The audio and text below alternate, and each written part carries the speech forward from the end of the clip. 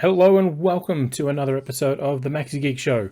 Uh, we're not going to obfuscate this time. There is a lot we need to get through. And yeah, obviously, at the start of the week we didn't know what was going to happen. There was some news. There was some we expected to get some news here and there about a few things, but then obviously PlayStation decided to host a state of play. We'll get to that in a moment, but we're going to get through the rest of the news first. As always, Maxi-Geek is powered by Rig Gaming. Rig are the makers of the fantastic headset that I'm wearing if you're watching the video, and it is one of the most comfortable headsets I've ever owned. I have 7 Rig headsets that I've had over the years now because I honestly believe they are the most comfortable and best quality headset around. And they don't fall into the bizarre, $700 plus price range that many gaming headsets push for and never really have a reason to be that expensive. But if you're looking for a headset, Rig is the one to get. With that all being said, let's get straight into some news. EA have confirmed that tomorrow morning, as of the broadcast of this on Friday, March 8, there will be a Dead Space developer diary stream. This is the second one of these. So we got the reveal of Dead Space at EA Play Live last year. Then about 6 months ago, we got the first, of these behind the scenes looks, if you will.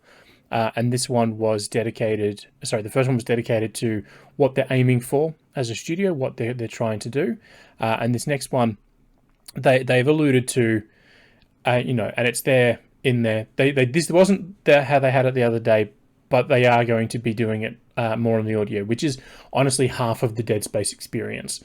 The Necromorphs, their visual style is very cool. The ship, it's an industrial looking spaceship. We've seen them everywhere. But it was the audio that really set Dead Space apart back in the day. So this is what this dev diary stream is going to focus on. It is going to be an early one if you're on the west coast of Australia. It'll be 2 a.m. tomorrow morning, so in about 7 hours. If you're on the west coast, sorry, not 7 hours. 7 hours was 2 a.m. for me. If you're on the East Coast, so Australian Eastern Daylight Time, it's 5 a.m. So we're about 10 hours away from the stream going live. If you want to get up and listen to some spooky sounds, that is very much something that you can do. But yeah, it is just one of those things that they're doing. We don't have obviously a lot of details to talk about because there's nothing new for it. Moving on to the next one is that PAX Australia is back. Sort of. So PAX Australia is apparently returning to an in-person show again this year. Now, they did obviously try it last year and they changed their minds. They said, no, for safety, we're going to stay with the digital only. So the show has been running for the past 2 years, but they pivoted to a digital only event. That did very well for them. Obviously not as well as an in-person show, because in person there's a lot more that they can do. But the show did pretty well online. Now, we also know that Tokyo Game Show and Gamescom are both returning to in-person events, but they're also going to have full online presence as well. So PAX Australia has always streamed their big theatre shows. They've got like PAX 1, PAX 2, and PAX 3 on Twitch. So there is a fair chance that a lot of that stuff will stream as well if you are unable to make it. So we don't know any other details other than the dates. And specifically, it is October 7th to 9th. So Friday the 7th of October to Sunday the 9th of October. And as always, this will be the end of the Melbourne International Games Week. So there will be a lot of events in the week leading up to PAX. So on the weekend before and the Monday through Thursday, there will be a lot more happening around Melbourne for that. Some of it will be very focused on the development side of games. So if you are someone who does want to get into making games, check out the Melbourne International Games Week website, and they'll have more information about what panels and what events are happening. But obviously, PAX Australia is the anchor of that whole thing that the Victorian government is doing, and that is again running on October 7 to October 9. Tickets are not on sale yet, but there is a fair chance that we'll see them soon because they are already trying to tease what tickets we will be seeing. We just have to wait and see for it. Speaking of things we have to wait and see, we won't have to wait much longer for Monster Hunter Rise Sunbreak.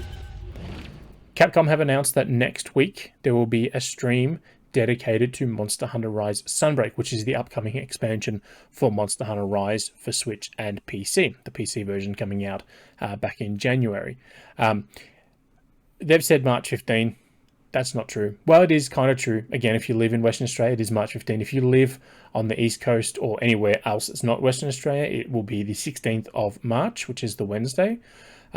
If you're in Western Australia, perfect for you guys. It's 11 o'clock. It's a 20-minute stream, so it's going to be a bit of a late one, but not too bad.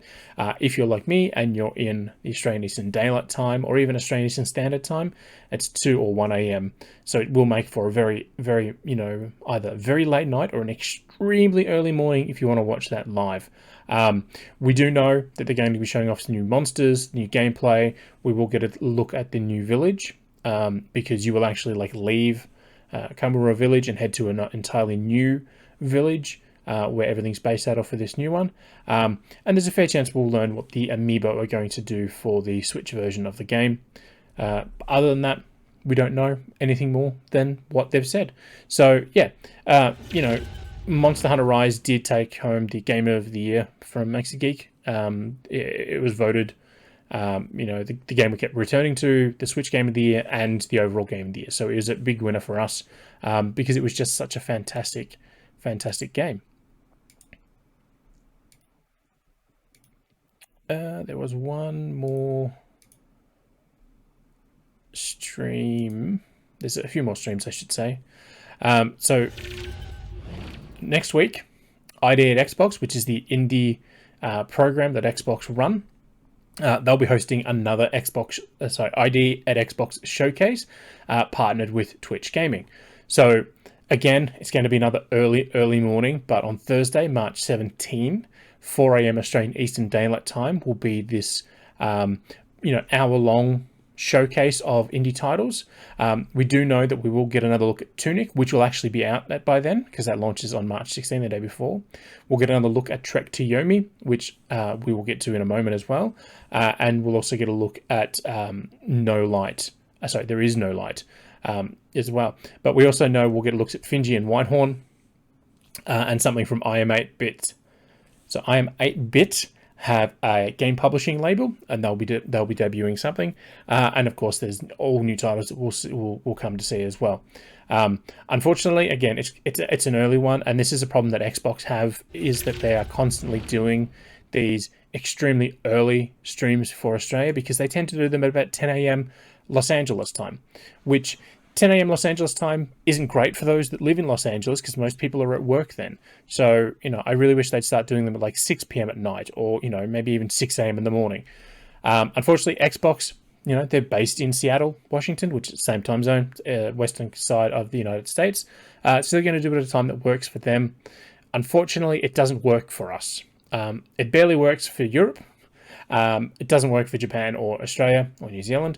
So yeah, if you are going to be watching that, it's going to be a very, very, very early one as well.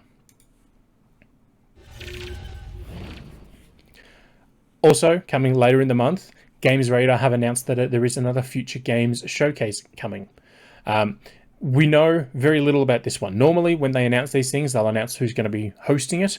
And by hosting it, we mean reading a pre-prepared script and just trying to make it look like they're having fun doing so.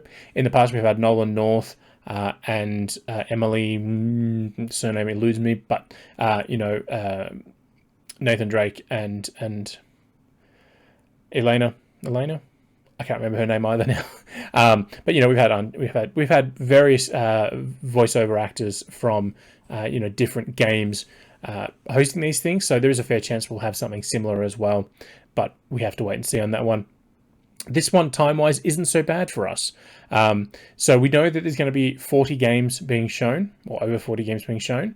We're going to see new titles from Team 17 and Nacon. Nacon, coincidentally, are the parent company of Reek. So the people that make my fabulous headset will also be debuting games. They do have a bunch of them. Then one of the more recent ones that's coming is the tennis title. Not the tennis title. Sorry, they bought Big Ant. They also are doing the World Rally Championship games, things like that. We're also going to see some stuff from Frontier Foundry, which is the indie publishing arm of Frontier. So Frontier are the studio that made, Jurassic World Evolution 2 last year.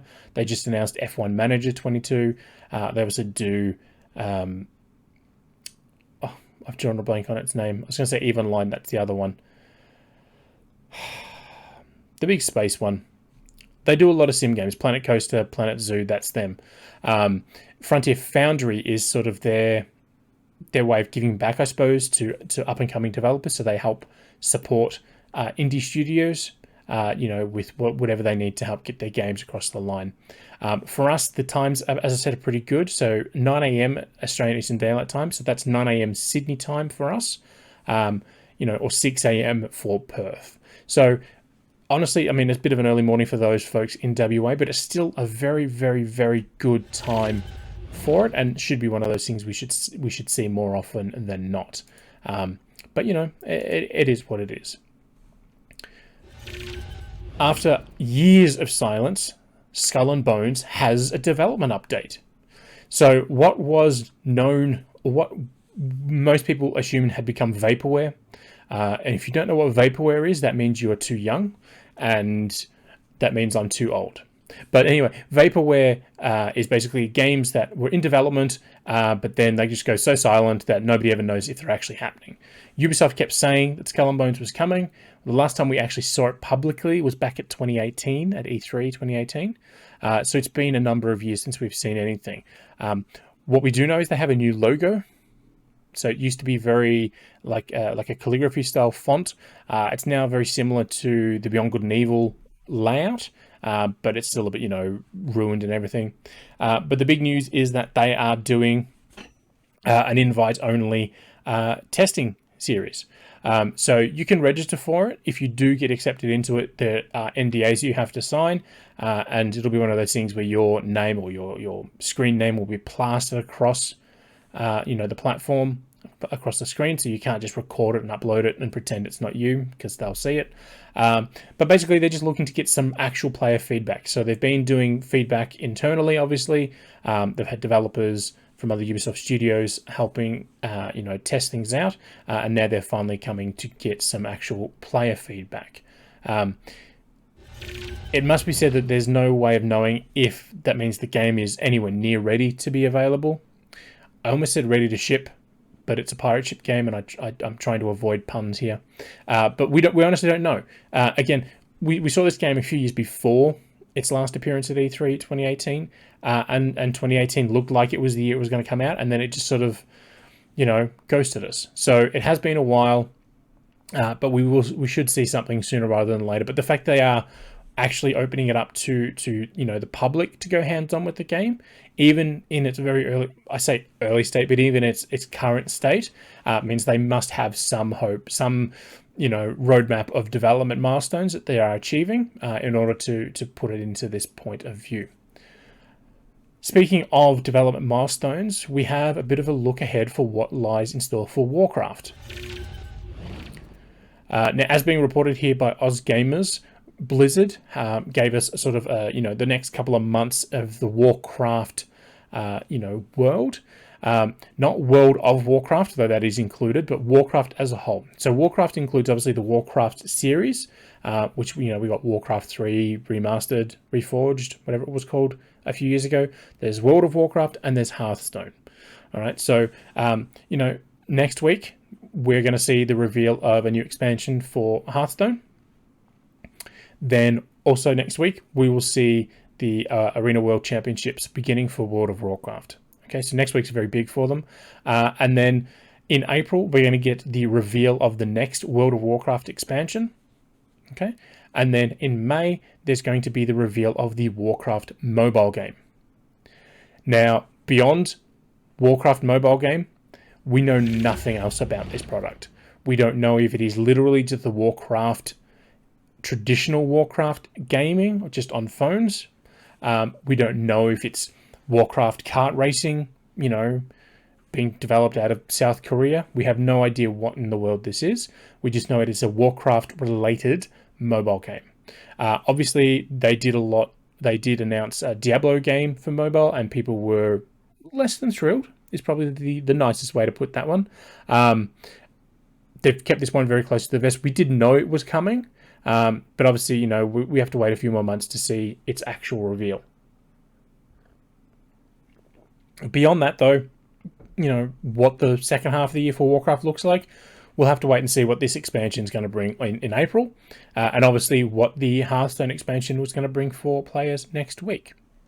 Either way, it should be good for all Warcraft fans. Speaking of good for fans, the LEGO series of Mario figures is expanding in August with the reveal of the Princess Peach figure. So obviously we have, there's the Mario and Luigi figures. And if you're watching the video, I'm just going to hold them up here just because I have them. But in August, there will be the Peach version of these figures. They are very cool. They are very creepy when they're not powered on because the eyes are just black and devoid of any sort of life. But yeah, so in August, there will be the new Princess Peach starter set and then a bunch of play sets. Now, these are very much like the play sets that we already have for Mario, the Luigi ones, including the Luigi's Mansion ones. They are not like the giant question block, which is sort of a collector's item for Mario 64, or Bowser's Airship, which they're more traditional display pieces. These are actual play sets.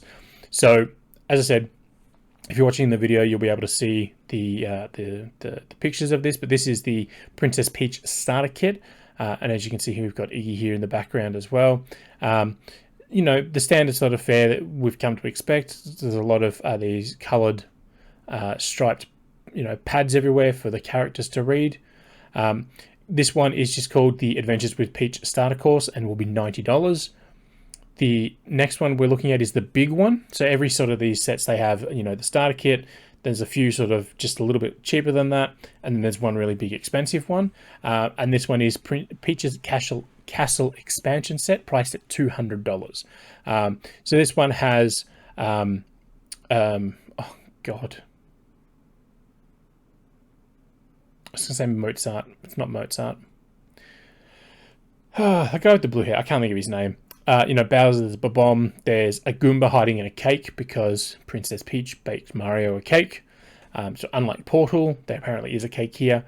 What's interesting about this one is that, not only do you see that she actually has a throne, this is not based off the Mario 64 castle like many people wanted, especially when they did the Mario 64 question block, which is not technically an accurate thing, but many people were hoping to see Princess Peach's castle be released as a set.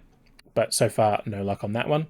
The next one we're seeing is the Cat Peach Suit and Frozen Tower expansion set. This is $120. So this one actually comes with a few things. So the first is that we get another Kamek. Kamek also is included in the Bowser's Airship piece. We're also seeing that we get the Cat Mario suit. So when you've got the Cat Mario suit for Mario as well, there's the frog suit, the penguin suit, and a few others. When you put the figures in them, they actually, they'll make the sounds appropriate to those particular suits. So they're not just the standard jumping noises, it'll be the jumping noise for those outfits. We also get another Toad. We get a Goomba with the cat sort of personality. But obviously the big thing here is there's apparently frozen stuff to this tower. It is the same, very similar, visual style to the castle set. So you could technically put them together to make a bigger castle set. But of course, the thing with these is that you can connect them in any way, shape, or form. After that, we're looking at Big Spike's Cloud Top Challenge expansion set. This is $90. This is the same price as the Peach starter set. This one does come with Spike, and it does come with a Boomerang Brother. It's a lot of fun looking stuff. Nothing too thing. What is interesting is this particular cloud shape that you can see here. If you're watching the video on the blue support struts, that was in one of the new pieces they created for the Mario series. So we have that one. Pricing at $50, we have the Yoshi's Gift House expansion set. Again, you can tell it's not connected to Mario 64 because Yoshi doesn't appear in any sort of form there for giving out gifts. But you know, that looks cool. We already have a Yoshi set. There was one revealed with the original Mario stuff. But you know, there we go. The cheapest sort of expansion set that we have is called the Fuzzy Flippers expansion set, and that's $40. Kind of looks a bit more like a gateway to me than anything else, but you know, that's what it is. And then the final, they call it an expansion set, but I call it just more like play pieces. It's the giant Goomba shoe. So in you know, Mario Brothers 3, you could get in the shoe and jump around. That's here as well. So yeah, so there's not nothing too, you know, out there in terms of overall design with this. Again, they are more expansions to the existing play sets that we already have access to. They're not, you know, display pieces like Bowser's ship, which is, you know, right there behind me in the video. But you know, they are very cool nonetheless. Now we're going to talk again. We're going back into the world of Blizzard, but this time we're going to talk about some Overwatch 2. So we got this morning. So as a day of recording this, March 11, we got some news about Overwatch 2. Specifically, we got a development update from the games director, Aaron Kaller, and confirmation that in April there will be a beta for Overwatch 2. Now the beta, is not open beta. You have to register and be selected to take part in it. But in terms of what's in the beta, there'll be a new hero called Sojourn, a new game mode called Push. It'll be the standard 5v5 multiplayer. There's some, obviously changes to the heroes, and it'll be you'll have access to 4 new maps. This is the first time we've seen anything on the game in a number of months. We obviously got some development footage late last year. But since then, it's been relatively quiet. They did release a few new screens as well, which, I'll pop the link in the Twitch chat here if you're watching the video, so you can check it out and have a look for yourself. I'm not an Overwatch fan. I don't play the game, mostly because it's just multiplayer only, and that's not my thing. Nothing against multiplayer games. I just have very few particular ones that I like to enjoy. I do like the world of Overwatch, and I'm very happy that we are starting to see more of it. The game is not due out until the next fiscal year for Activision Blizzard, which doesn't start until April 1st next year. So we're at least 12 months away. But, the fact that they're going into some form of beta for public access means that we should start seeing more about it, as we get throughout the year. Something that is very interesting and different to what we normally talk about here on Maxi-Geek is we're going to talk about some business stuff. Now, anyone who knows me knows that we don't talk about business things on Maxi-Geek, purely because if we did, we'd be opening up the floodgates to every man and their dog and their, reported things about how many things they've sold this week and that week and how many consoles and all that sort of stuff. But one thing that we needed to talk about is that the Australian government has finally opened up the indie development scene into the Screen Australia grant program. So Screen Australia was created initially to support the production of local movies, local TV content, okay? They're now actually expanding it out to include video games. So this is not something where Ubisoft can come in and take a grant from the government. This is for independent developers. So as you can see here, as again being reported by Vooks, the new grant called the Games Expansion Pack, very clever wording there, will let developers with a game budget of under $500,000 claim up to $150,000 in funding. So it works across the current fiscal year and the next fiscal year. So it's not a permanent thing. This is obviously just a very, very quick, hey, we're wanting to do this. What can, we're going to see if this is actually going to be something that people want from us. So Ron Curry, he's the CEO of the Interactive Games and Entertainment Association, has said Screen Australia's Games Expansion Pack is a very welcome addition to the suite of already announced government funding for Australian game developers and signals that games are an integral part of the screen industry. So obviously last year, maybe the year before, there was a program that basically said, hey, if you spend $500,000, you can start claiming things back, as part of your development costs. This is now for the other side of that, if your budget is $100,000, you can start claiming back money. You can start getting money from the government to help support the development of your title. So if you're an independent studio and you're 4 people and you're making a game, if your budget is $600,000, you fall under the existing government program. But if you're, one person working out of the 1-bedroom, unit that they have, you can then look to apply for this. So obviously, it's not, you don't just apply and get free money. There are requirements that you have to meet. There are, things you have to prove before they will do anything. And then obviously it's still dependent on how much money you're spending on the development yourself. So you can't say I'm spending $50,000, give me $150,000. It's up to $150,000 based on if you're spending $500,000. All right, so there is some stuff there that we need to sort of pay attention to. Speaking of things we don't really need to pay attention to for now, is Forspoken. Because Forspoken, which was due out in May, is slipped back to October 11th. So the tagline that she will rise is still true, but she will now rise in October. The statement just says, we've made the decision to move the release date of Forspoken to October 11. Our vision for this exciting new IP is to deliver a game world and hero that gamers across the globe will want to experience for years to come. So getting it right is extremely important to us. To that end, during the next few months, we will focus on all our efforts on polishing the game and can't wait for you to experience Frey's journey this fall. Okay, obviously delays are not great. Nobody likes when a game gets delayed, but at the same time, it is better to have a game be delayed than release in a bad state. So yeah, as I said, delays suck, but it is what it is. We have to take the good with the bad when it comes to things like that. Okay, continuing on with the news. This was a big week. It wasn't shaping up to be that big, but it ended up being a massive week. We're going into the world of hardware, and specifically we're going to look at the new Apple Studio Home and the Studio Display. The Mac Studio and Studio Display. So for years, Apple have had many displays, some built in with the iMac, and some have had some specific things around, dedicated 5K monitors. This is the extension of that. So if you're looking at the picture on the screen, you're seeing the desktop picture, and you're also seeing the Mac Studio, the grey box off to the right. So let's just take a quick look at the Mac Studio first. The Mac Studio is essentially an extension of the Mac Mini desktop.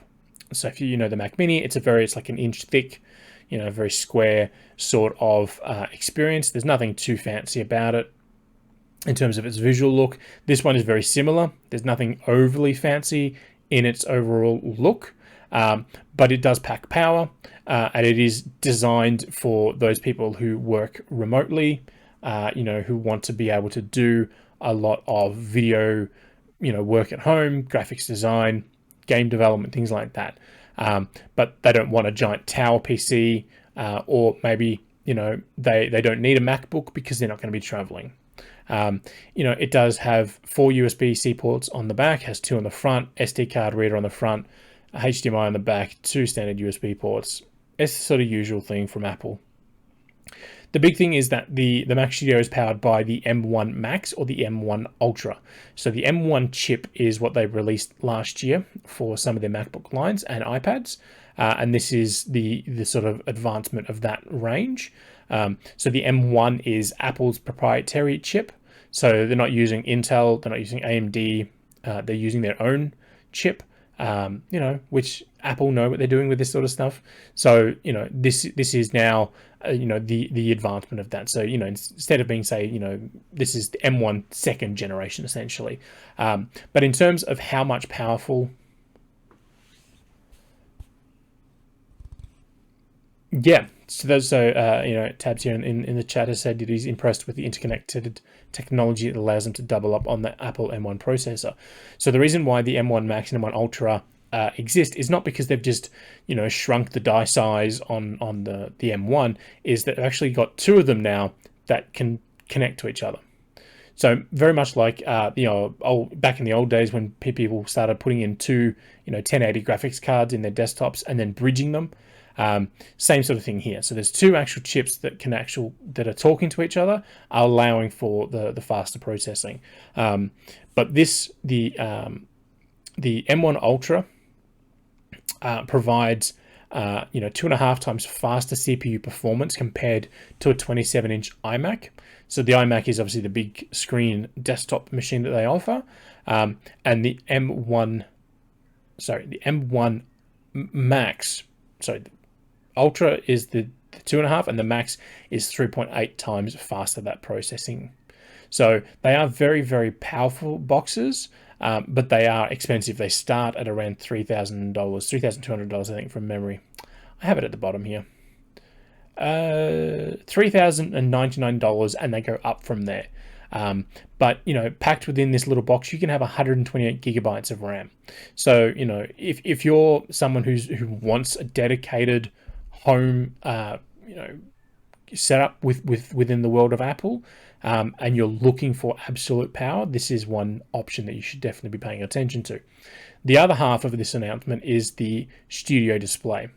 Now, I will just say this, and some people may not like that I'm saying it, but oh well. It is just a screen. It is a very, very nice looking screen. It definitely has, incredible colors, because it is an extension of what Apple have already been doing for a number of years with their displays. But it is a screen. It is a screen that starts costs $2,500. You can buy infinitely cheaper computer displays, for $200 from Officeworks. So this is not for your average gamer. This is not, hey, I just want to have, play my games on a good screen. This is a great screen, but it's not designed for that. This is designed for someone who wants to focus on colors. If you're doing a lot of graphic design, you need your colors to be as accurate as they can be to what you're envisioning. This is what that is for. It is also a 5K screen, meaning that if you're doing 4K video work, you're not going to be losing any resolution as you do your editing. You'll be able to see everything in the full quality that you would expect. Again, it starts at $2,500 because it is a thing, but it's not just for the Mac, the Studio, Mac Studio. They really need to think these names a little bit better. So because it does support Thunderbolt, you can connect it to the MacBook Air, the MacBook Pro, and the Mac Mini as well. So yeah, obviously there's a lot of other things that Apple announced during the week. They announced the new iPhone SE, the iPad Air got a refresh. Apple TV subscribers will be able to enjoy baseball live on their device as part of a deal that Apple struck with the Major League Baseball group. But yeah, so they did a lot of stuff, but I thought these two particular reveals, being that they are brand new products, not just overall improvements to existing products, were some of the better ones that they announced for the week.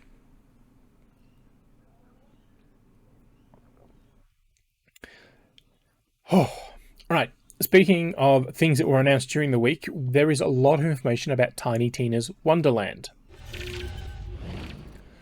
Specifically, we got information regarding the Endgame content and the Season Pass content.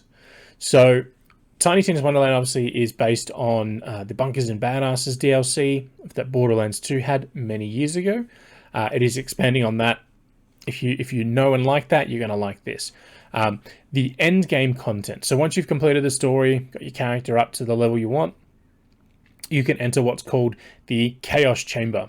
Now, the Chaos Chamber is a run of rooms with 2 boss fights. So you get 3 rooms, then a room with a boss, a mini boss, then 3 more rooms, then a room with a big boss.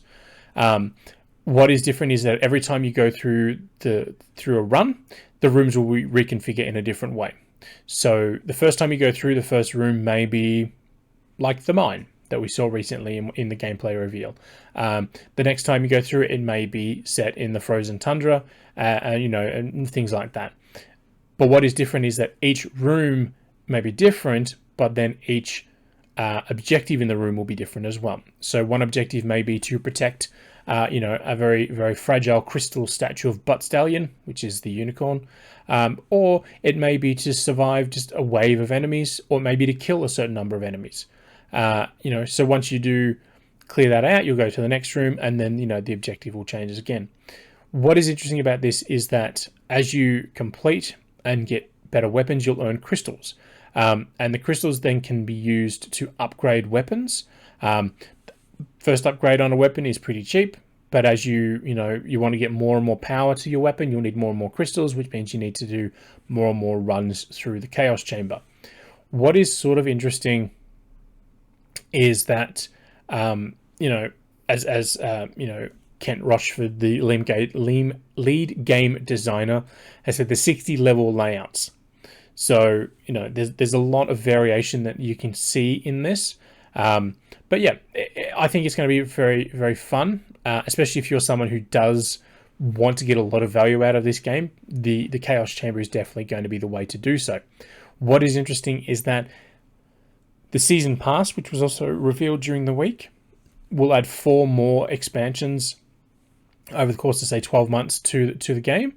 The first one coming in April. And as you finish each of the expansions, the enemies and locations will then start to populate in the Chaos Chamber. So day one, Chaos Chamber contains everything that comes on the disc for Tiny Tina's Wonderland. And if you do purchase the Season Pass, all that content, when all that is released, will then start powering up the Chaos Chamber as well.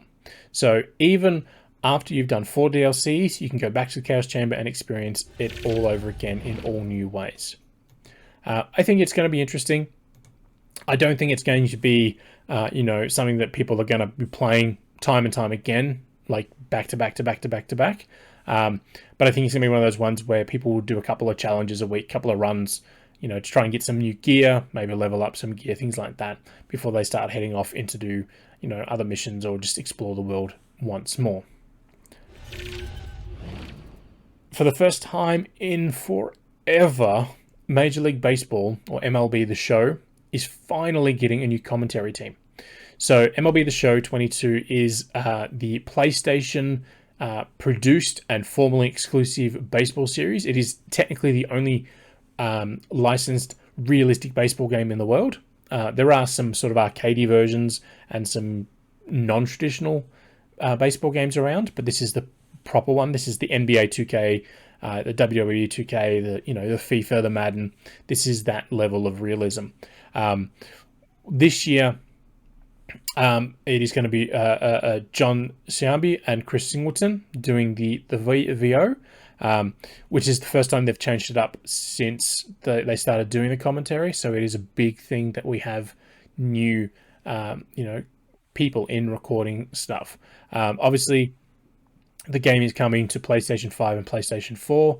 It is also coming to Xbox One and Xbox Series X, and also Nintendo Switch, all on April 5th. And what is interesting is that the game supports full crossplay and cross-save. So if you link your game to the MLB, yes, WWE 2K level of realism tabs. This year's game is getting phenomenal reviews because they took the time to redo everything. But yeah, so MLB The Show, if you link the game on your platform to an MLB The Show account, you can upload your save from your PlayStation 5 version to the service, download it onto the Switch, go traveling the world for 6 months, come back, upload all the progress you've made in all the modes, back to the service, download it onto your PS5, and pick up exactly where you left off. And obviously it does support crossplay, so you can play everything side by side, you and a mate on Xbox, somebody else on the Switch, somebody on PlayStation, and it all works that way. After, 2 years, we finally have a release date for Gotham Knights, and that is October 25th. So Gotham Knights was announced back at DC Fandom in 2020. It was teased for months and months and months before that official reveal. But, we finally got a reveal. Then the game went radio silent for 12 months, popped up again at DC Fandom last year, where we got a proper gameplay trailer and the confirmation that the game would release in 2022. and then it went silent again.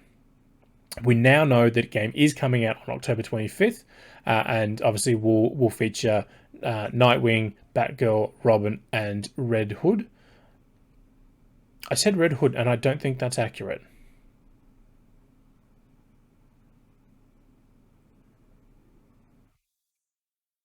Oh, Red Hood. It is accurate. There you go. Yeah, so it is basically following the Court of Owls storyline from the comics that played out recently.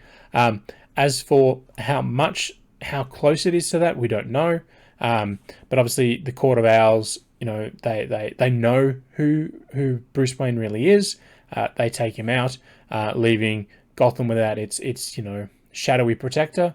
So they go ahead and these guys all team up to start sort of protecting Gotham and trying to work out what in the world happened to Batman. I'm looking forward to it. I think it could be a fun game. The development is being done by Warner Brothers Montreal.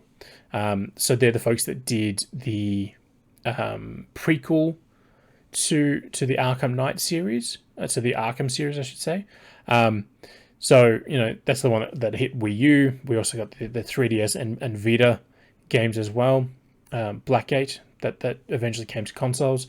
So it could be very good. The gameplay looks fun. I'm a bit worried, that you'll spend half the game with one character and then they'll force you into another character. May not be that way. Maybe you get to, pick the one you want and stick with it. We honestly don't know. It's just been one of those games where they've been very, very silent on it. But we'll have to wait and see what happens with it. Now, we did get a date for Gotham Knight, but we also learnt that it's a little weird. The thing didn't work. But Advance Wars has been delayed. So due to the ongoing conflict in Ukraine with Russia invading, the country, Nintendo has announced they are delaying Advance Wars 1+2 Reboot Camp until some date in the future. This is nothing to do with the game development. That is proceeding along very well. This is just because some of the content that is being displayed in the game is based around invading other countries, capturing things, destroying assets, which is a little too similar to what's happening in Ukraine. And Nintendo have said, we're not going to do this. I've seen a lot of comments about how Battlefield still has Russia in it, that Call of Duty still releasing content. Those games are very, very different. They may have Russian elements, but they're not about Russian people invading or you invading countries. They're just standard sort of shooters at this point. But this one is definitely based around the concept of capturing things and taking control of military bases and facilities, which is obviously very, very similar to the events taking place over there at the moment.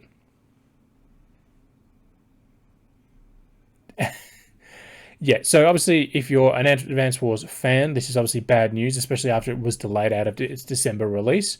But it's one of those things where Nintendo could have released it and it may have done perfectly fine and nobody would have batted an eye over the content of the game.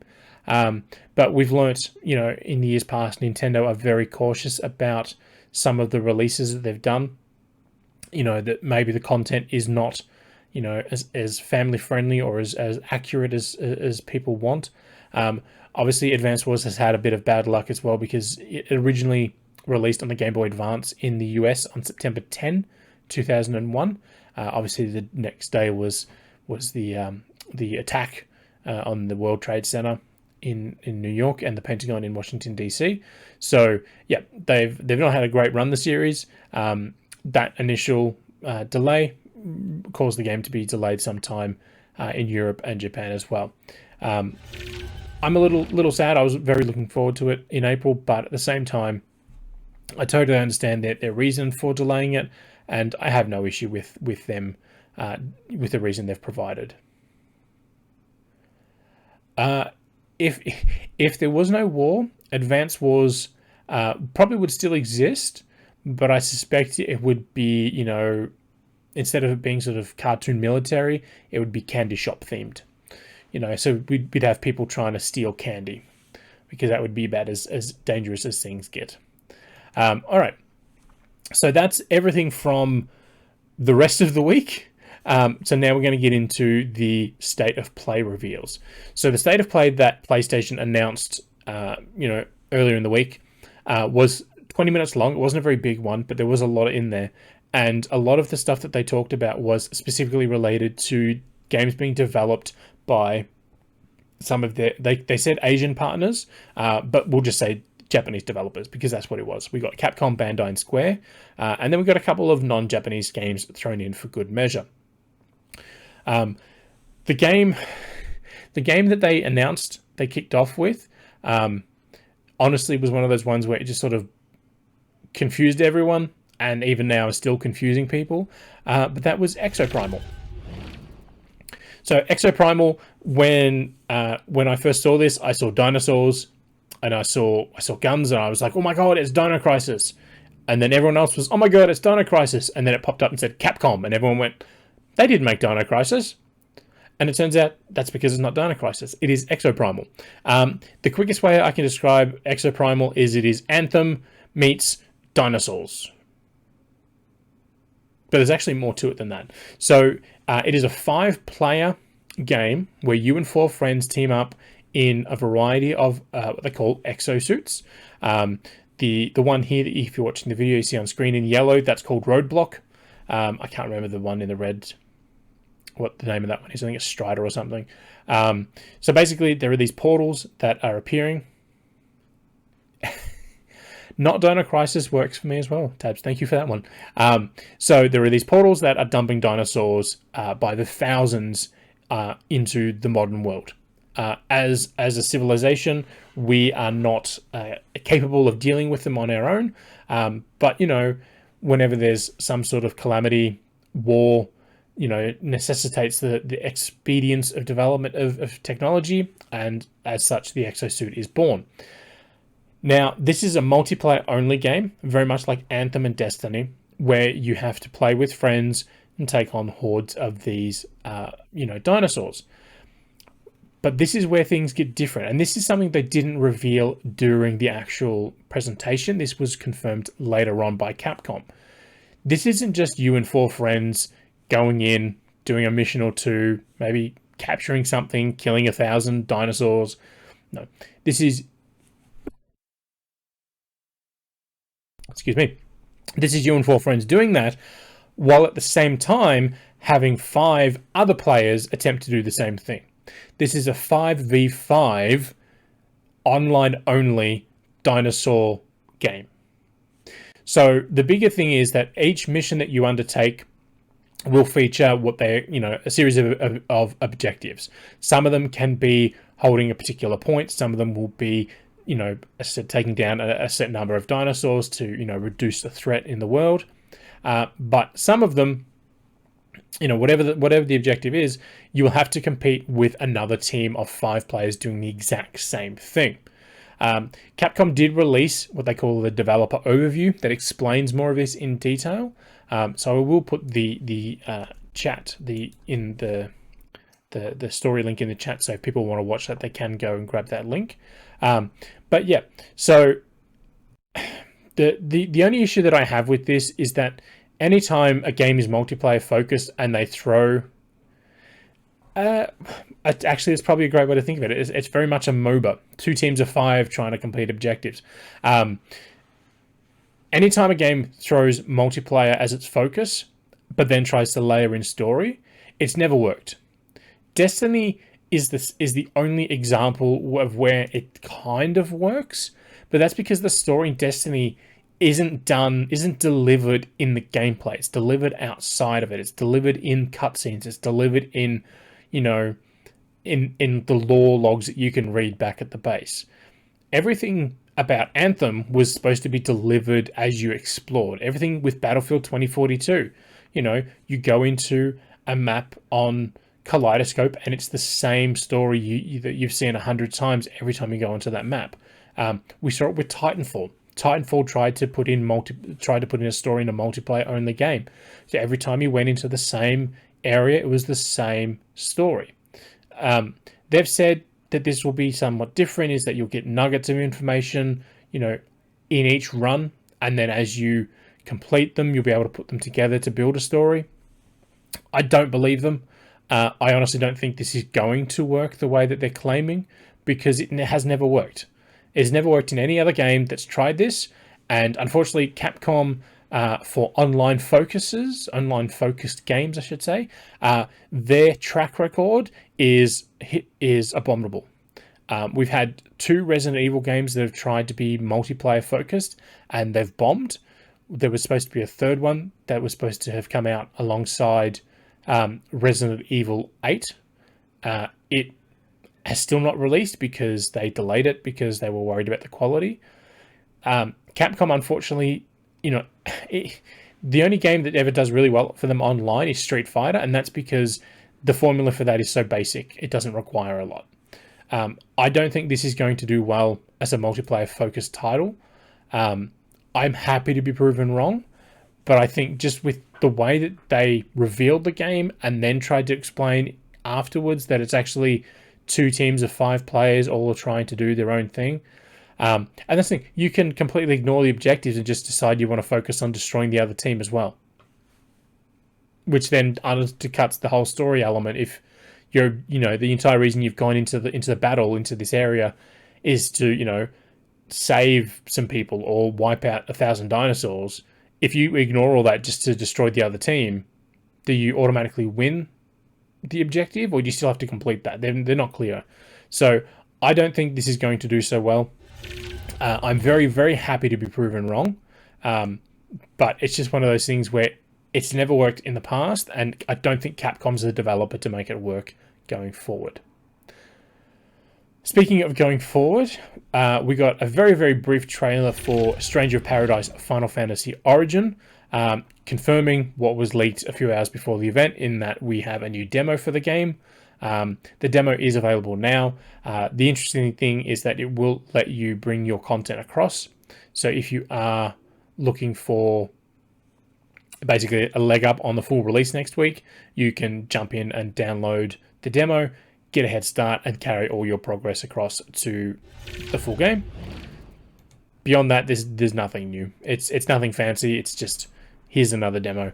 This is the 3rd demo for the game, which honestly worries me. If a game has 3 demos, obviously the first one wasn't technically a demo, it was more of an alpha, but it's still the 3rd time it's been playable to the public before release.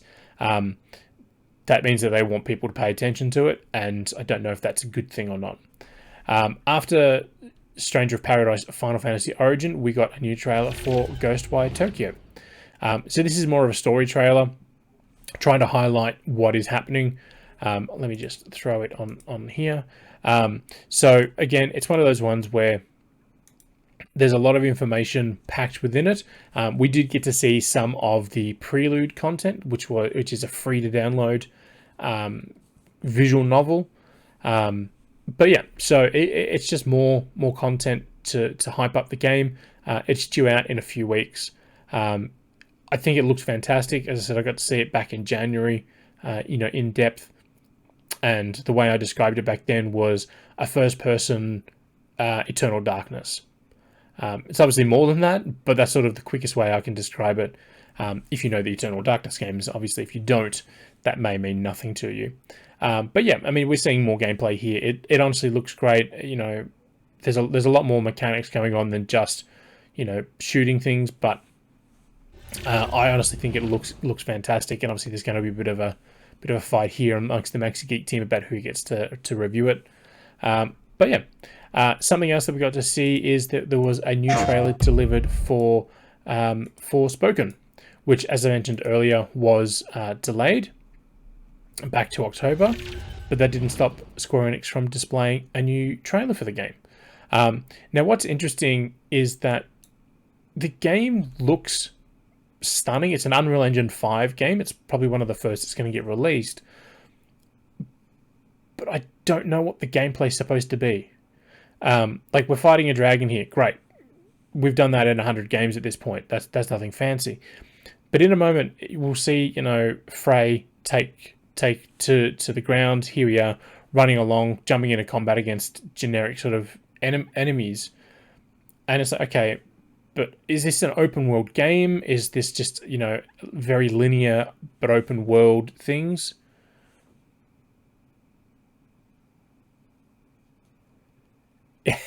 Yeah, so the visual novel for Ghostwire Tokyo is now on Epic Game Store, where the game's available.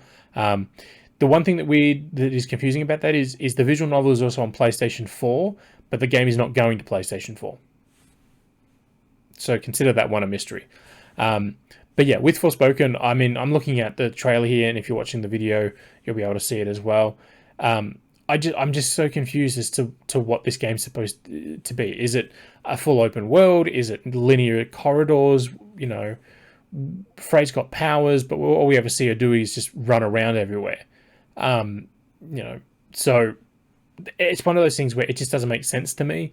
But the game, again, it does look pretty, but we just have to wait and see about, you know, how that will all shake out in the long run.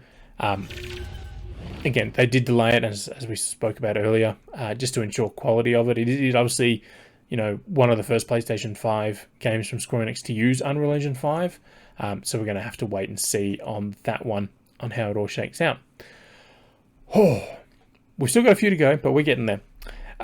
So once Capcom started releasing, you know, the Contra collection, the Castlevania collection, and then last year we got the Castlevania Game Boy Advance collection.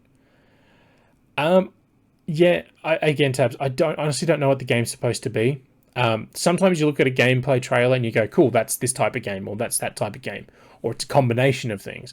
The one for all the trailers for Forspoken just don't explain anything, which is fine. You know, we're not saying spoil the game, but at the same time, if your game trailer doesn't actually explain what's going on, it's not either the game's either not great or your trailers are bad. And I'm hoping it's probably just trailers in this case, but we have to wait and see.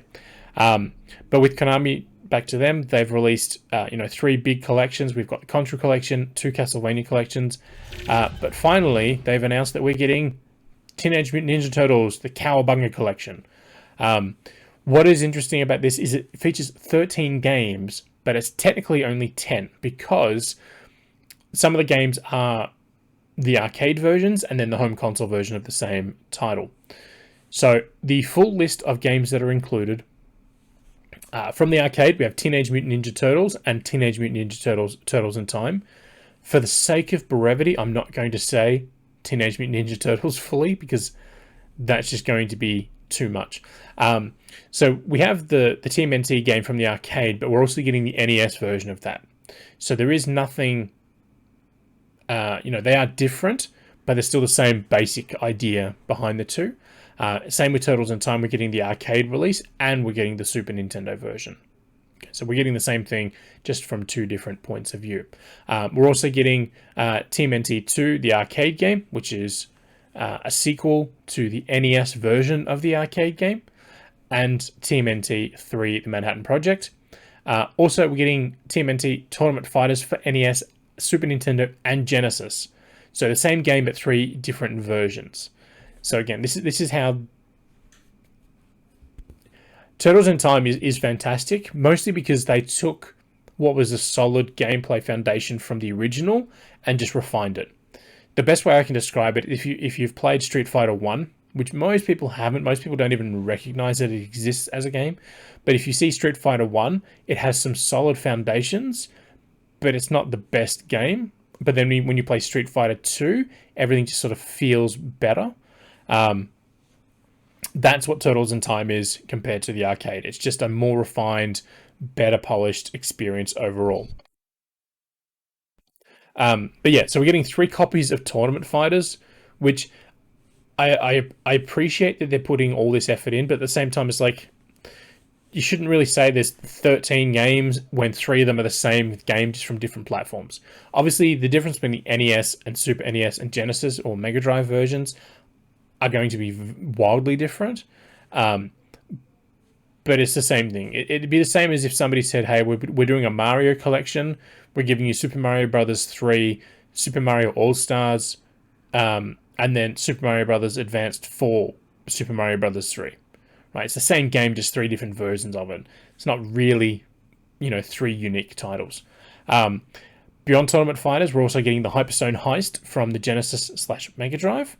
But we're also getting the 3 Game Boy games, Fall of the Foot Clan, Back from the Sewers, and Radical Rescue. Those are the ones that are very, very, very different because they play more, more like sort of Metroid, sort of single screen, more action related. Whereas the others are more sort of big open levels. Radical Rescue is the one I vaguely remember because by that point I was sort of moving away from the Turtles games. But if you've played the sort of X-Men games, they're very, very similar to that, 4 players beating them up. Honestly, the Konami games were the king of the arcade back in the day. So I am happy to see them getting, more love. I do have screenshots. I've just not put them in the story yet. We'll do that over the weekend. Much like the other collections that Konami have done, there will be full rewind support and save states, so you'll be able to save at any time. They've not confirmed it, but we got it with the second Castlevania collection is full button remapping. So that's likely because it's the same developers at Digital Eclipse. But Nickelodeon, who own the Turtles rights now, they have this massive catalog of art from all the old games and shows. So there's going to be a big collection of that as well. So if you are a Turtles fan, this will be sort of the ultimate way of having access to a lot of that content. I think it's going to be great. I'm looking forward to it, especially because, again, I played so much of the, the old NES Turtle games. But the fact they have save states will help me get through some of those sewer sections because they are quite frustrating. Speaking of frustrating, Gundam Evolution is confirmed to be leaving Japan, but it may not be coming to Australia. So during the State of Play, Bandai Namco revealed that Gundam Evolution is leaving Japan and heading to North America. Europe and Australia are not confirmed. So Gundam Evolution is a free-to-play game in the Gundam universe where basically all the different iterations of Gundam are coming together in, I think it's a 5v5, so 6, not 5, 6, where you can battle it out. Let me just throw the trailer on here. It isn't the best trailer. It doesn't really show off too much of anything, but it'll give you an idea. But after the State of Play was finished, Bandai Namco confirmed that the game is going to the US. It is going to be PlayStation 4, PlayStation 5, and PC. But the weird part, they're doing a network test for it as well, because it is a multiplayer title. But they confirmed that at the moment, plans to release it in Europe and Australia are not confirmed. They are looking at releasing it in those regions, so releasing it here for us, but they've not confirmed it. And it's not that they've said it's happening, we just don't know when. They've said they're looking at it. So we don't even have confirmation that it is coming, but we just know date. They just honestly don't know if they're going to bring it to the regions. So if it doesn't come here, it'll be one of those weird things like, why was it in a global presentation if it's not going, to release globally? But yeah, so I think it looks interesting. I'll be honest, I'm looking at the footage again, and it just makes me think it's a generic, team shooter, but just with a Gundam skin, which is fine, but it's probably not the Gundam that most people want. We did get obviously confirmation back in February during the Nintendo Direct then of the new Gundam game, which is coming to all the platforms as well. That one is coming to Australia. So yeah, so Gundam Evolution is on its way, but may not come here. It's one of those ones where it's like, okay, fine, whatever. Maybe don't broadcast it to the world if you're not sure it's going to release to the world, because that seems a little silly. One of the games that we got a new trailer for, which I honestly was a bit shocked to see, was Gigabash. Gigabash is essentially sort of Brush TV. I can't think of the one now. It's on Xbox, the original Xbox. It's a 4-player party game. But Gigabash is a kaiju battler, essentially. So, you and friends can team up and fight. So it makes me think of... I've now forgotten the name of that one as well. The monster fighting one. But yeah, so, it's a big sort of just kaiju battler. I think it looks like it'd be one of those fun games. but I just worry about the longevity of it, because if it's focusing on one specific mechanic, it may not have enough to draw in multiple players for a long period of time. Especially because no, it's not King of the Monsters. They made a movie of it recently with The Rock. I honestly can't think of what it's called. It'll come to me like 10 minutes after I stop recording. But yeah, but this one, it honestly looks fine. It looks like it'll be one of those fun games. And honestly, it wouldn't surprise me if the PlayStation version does launch as a PlayStation Plus title. Because I feel like it's going to be one of those ones that requires players. And I think Sony are aware of that, and they might bring it into Rampage. Thank you, Tabs. Rampage was the game I was thinking of. So yeah, so I think this one might launch as a PlayStation Plus game just because of its gameplay type. And we've had other games that are multiplayer focused launch as PlayStation Plus games that have done really well, like Rocket League, and then we've had others like the car one from last year. The car, whatever, I can't even remember what that was called now. But that launched and that sort of dropped players pretty quickly. So yeah, so this one looks fine. I don't think it's going to be that big in the sales markets. I think it'll come as PlayStation Plus. Oh, we're getting to the last few. We've still got a few to go, but we're getting there. We also got confirmation that JoJo's Bizarre Adventure All-Star Battle is being remastered and coming to all platforms. So back in 2013, JoJo's Bizarre Adventure All-Star Battle released exclusively for the PlayStation 3, and they got a series of DLCs afterwards as well, which increased the fighter count. Bandai Namco confirmed during the state of play it is coming back to PlayStation 4, PlayStation 5. After the show, they confirmed it is hitting Xbox One, Series X, PC, and Switch, and it is now known as JoJo's Bizarre Adventure All-Star Battle R. I mean, they could have just called it 2 for all the changes. They've made changes to the fighting mechanics, to the stages, the characters.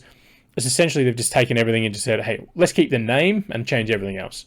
So yeah, so it is just a full-on sort of remastering of that original title. You got the usual modes: arcade, online, versus and practice. There's a gallery, so you'll be able to see a bunch of artwork from the game and from the series, because JoJo has a lot of history. And there's the big mode is the All-Star Battle mode, which lets you fight, characters from across series, sort of like the Champions Road from Smash Brothers. I don't know. I'm not massive into fighting games. This one looks great because it keeps that same aesthetic from the JoJo series, but I don't think it's going to be anything super fancy in the long run. Oh. So Gigabash was one of the 3 titles not being developed in Japan, which is sort of what they made a big deal about this one was. The other one was Returnal, which I'm not covering here. It was just an update to add in co-op and a few other things. Whatever. The other one that we got was a new story trailer for Trek to Yomi, which is the sort of the new art house, Kurosawa inspired game from Devolver Digital. So again, if you're watching the video, I am playing the trailer here. Honestly, it looks amazing. It's definitely up my alley because I do love the old Kurosawa films. A lot of the Kurosawa work is what sort of gave George Lucas the inspiration for Star Wars. So if you're a Star Wars fan, a lot of the Kurosawa stuff makes sense there. They also confirmed the voice cast for the game, which is interesting. A lot of it's going to be all in pure Japanese, which again I think is going to highlight that whole, it's not a game made in Japan, but it's a game that is basically a love letter to a style of Japanese cinema. So yeah, I'm very much looking forward to it. We are going to see some more of it next week with the ID at Xbox showcase, which we talked about earlier. So yeah, if you're anything like me and you're very interested in this one, we'll see more soon. But yeah, I do expect to be going hands-on with this relatively soon as well. The game is due out sometime in the autumn months for PC, Xbox, and PlayStation, and it is launching into Xbox Game Pass. We'll just have to wait and see when that actual date is, which we'll probably honestly get that during the ID at Xbox Showcase. We just have to wait and see. Right, the last two reveals from the event were two brand new titles from Square Enix. The first one that they revealed was Final Fantasy Tactics 2. No, it wasn't. Honestly, everything about it screams Final Fantasy Tactics, except it's not set in any Final Fantasy world, and it's not technically the tactics gameplay that we know because it's real-time tactics instead of turn-based tactics. So the Dio Field Chronicle, I've seen a lot of people calling it Chronicles with an S at the end. It's not. It's Dio Field Chronicle.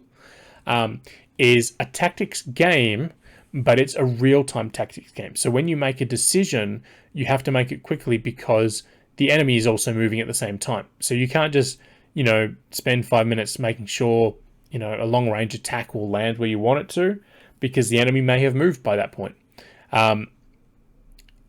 It is interesting because we do have, it is coming to all the platforms, so PlayStation 4, 5, Xbox Series X and S, One, PC, and Switch.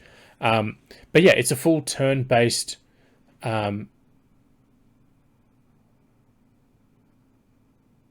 didn't I say Dio? Or did I say Dio? Sorry, it is Dio. It's Dio. Yeah, so Dio Field Chronicle. Sorry, the Dio Field Chronicle.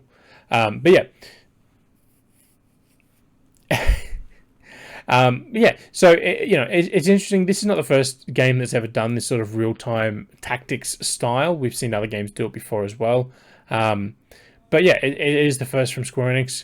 And again, much like the Not Dino Crisis that kicked off the showcase, kicked off the state of play, a lot of people were seeing this. They saw Square Enix. They saw the world build up.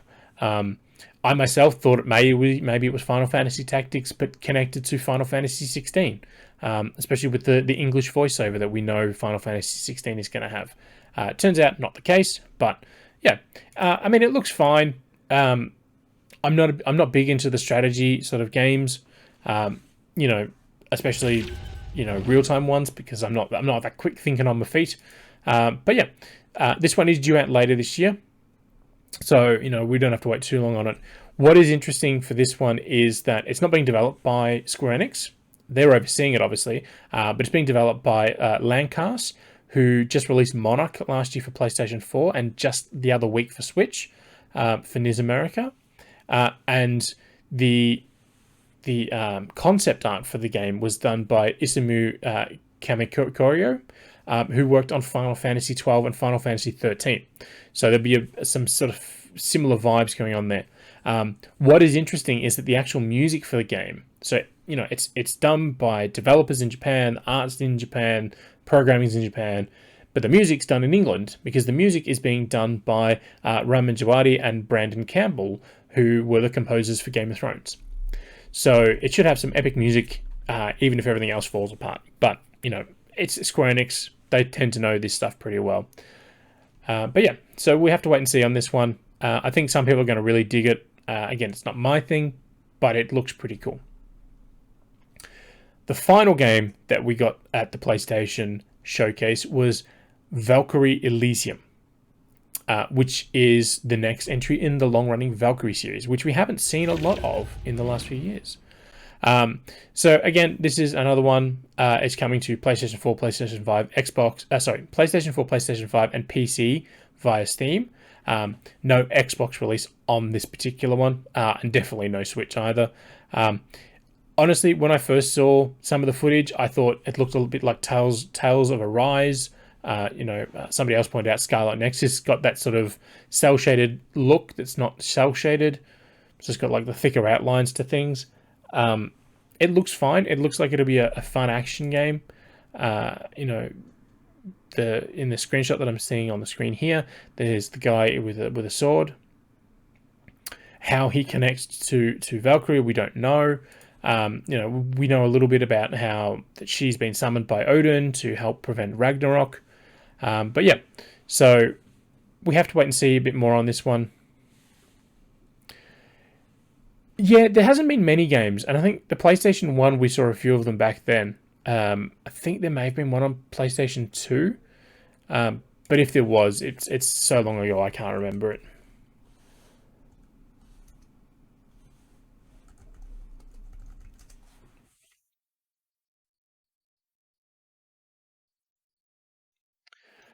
Valkyrie Profile, that's the one I was thinking of.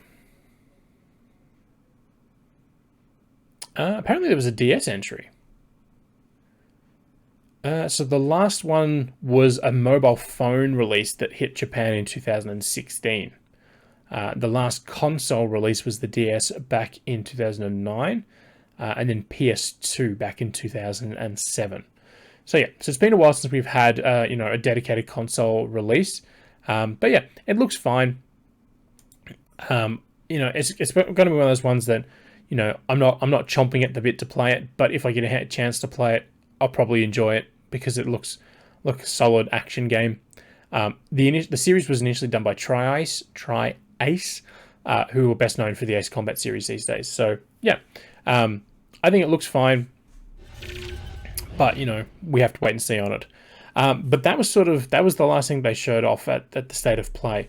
The problem that I have with the State of Play series that PlayStation do is they honestly tend to be an absolute mess. They never have a cohesive flow to things. They're like, oh, here's a trailer, and then they cut back to a voiceover showing random PlayStation shapes, and then they cut away from it and go off to another game.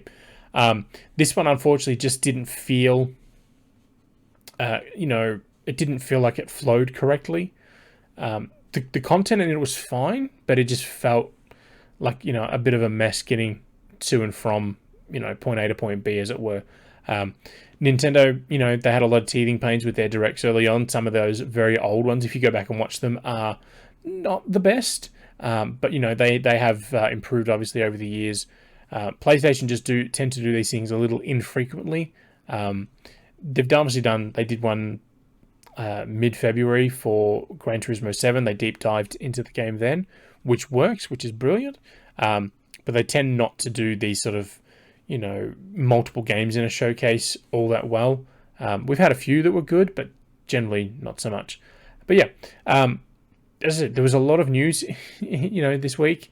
With Apple, with the State of Play, we've got a bunch of stuff for Lego, including the post-launch characters, which honestly I'm a bit let down by. They already said we're going to get Mandalorian content, Solo, a Star Wars story, Rogue One. We knew that stuff was coming, but the fact they split the Mandalorian up into seasons 1 and season 2 is honestly bad, because we don't need. They could have all been in one pack, but we didn't need, a quill. So it sounds like it's written Q-U-I, quill like a feather, but it's K-U-I-I-L. He's the talk to the hand guy, or specifically he's the I have spoken. That's him. Don't know we needed him in the game. We could have just gone and just enjoyed the season 1 guys, but we got season 1 and season 2. We also got confirmation on the Solo characters, which young Han Solo, young Chewbacca, young Lando Calrissian, Kira Tobias Beckett, which is Woody Harrelson, and Enfys Nest, which is one of the guys at the start. And we also got confirmation that the Bad Batch are being included. So Hunter, Wrecker, Tech, Crosshair, and Echo, which is fine. But I would have preferred that we got rid of the Mandalorian Season 2 character pack and brought in Rebels. That was sort of my thing, is I wanted to see a Rebels character pack, but we just didn't get it. So, but yeah, that was the week in gaming. As I said, there was a lot of information in that week. So yeah, so hopefully there was some good news out of the week for PlayStation fans, because there was a lot of PlayStation news. But yeah, so that wraps up this episode of the Maxi-Geek Show. We record these every Friday, 7 p.m. Australian Eastern Daylight Time, live on Twitch. And we'll be back next week with another one.